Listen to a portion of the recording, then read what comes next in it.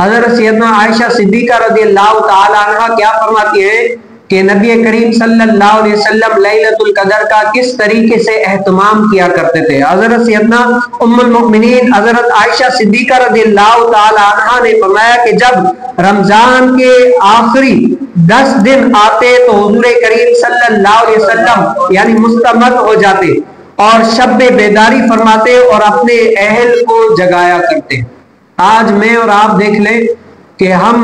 عبادت ریاضت کے لیے، پہلے تو میں اپنے اوپر دیکھ لوں، آپ اپنے اوپر دیکھ لیں کہ میں عبادت ریاضت کے لیے دن کے علاوہ رات میں کتنا اٹھتا ہوں، کتنی اللہ تعالیٰ کی عبادت ریاضت کرتا ہوں۔ اس کے بعد میں اپنے اوپر دیکھ لوں، اگر میں عبادت اللہ تعالیٰ مجھے توفیق دے رہا ہے، کر رہا ہوں، تو میں اپنے اہل و عیال کو بھی اس کے لیے اٹھاتا ہوں یا نہیں اٹھاتا۔ نبی کریم صلی اللہ علیہ وسلم کا عمل کیا ہے کہ جب آخری عشرہ آ جاتا نا تو حضور علیہ السلام خود بھی عبادت کے لیے کمر بستہ ہو جاتے، گریہ زاری اللہ تعالیٰ کی بارگاہ میں کرتے اور اپنے اہل کو بھی جگاتے تاکہ وہ بھی عبادت ریاضت اللہ تعالیٰ کی بارگاہ میں گریہ زاری کر سکے۔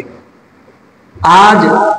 یہ سنت کیا ہے؟ اس سنت کو ادا کرنے کی مجھے اور آپ کو بھی ضرورت ہے کہ میں اور آپ بھی کیا ہے اس سنت کو ادا کریں، اور رسول کائنات صلی اللہ علیہ وسلم نے جس طریقے سے اپنے اہل و عیال کو عبادت کے لیے جگایا نا، اس طریقے سے مجھے اور آپ کو بھی جگانے کی توفیق نصیب فرمائے۔